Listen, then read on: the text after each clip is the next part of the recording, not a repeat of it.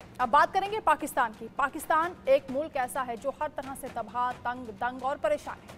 पड़ोसी मुल्कों से खटास तो मुल्क के अंदर लोगों की नाराजगी चरम पर है। बलूचिस्तान से लेकर पीओके तक हर तरफ हंगामा है, उथल पुथल है। और पीओके में एक बार फिर शहबाज सरकार और सेना के खिलाफ लोग सड़कों पर दिखाई दिए। रिपोर्ट देखें।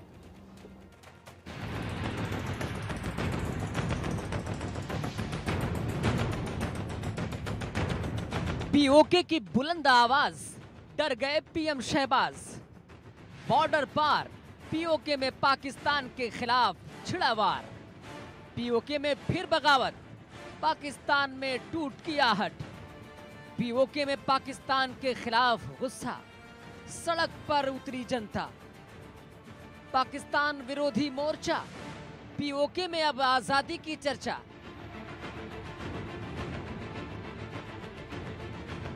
पीओके में शहबाज और सेना के खिलाफ लोगों में भड़की हुई आग अब ज्वालामुखी में तब्दील होती दिख रही है। शहबाज के विरोध में नारे लग रहे हैं।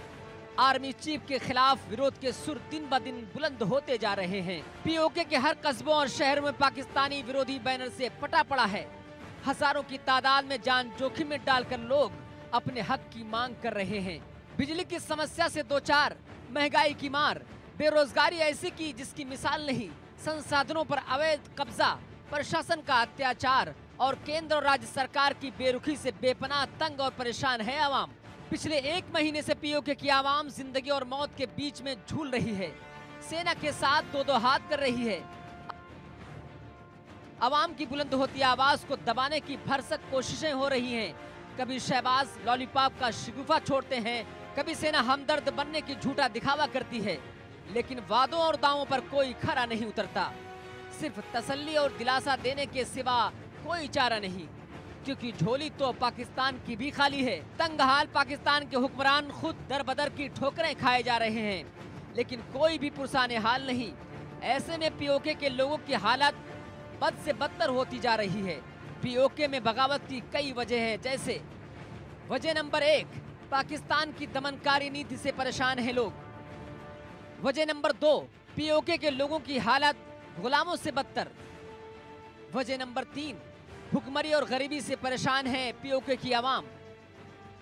वजह नंबर 4, पीओके के संसाधनों पर सेना का कब्जा।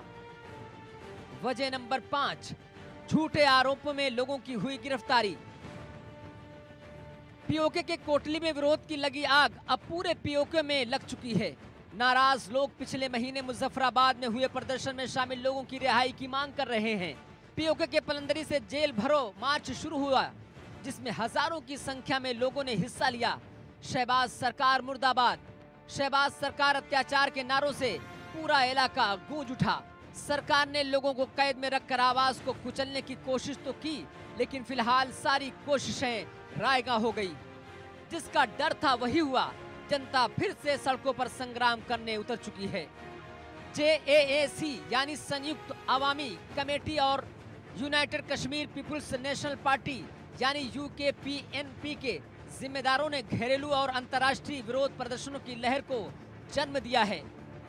UKPNP के नेता सलमा हमीद ने कहा कि पीओके के इतिहास में कई ऐसी घटनाएं हुई हैं जो दर्शाती हैं कि सरकार ने कभी आम जनता की मांगों को नहीं सुना, लेकिन अब बहुत कोशिशों के बाद लोग जागरूक और सजग हैं और सक्रिय रूप से प्रशासन से अपने अधिकारों की मांग कर रहे हैं।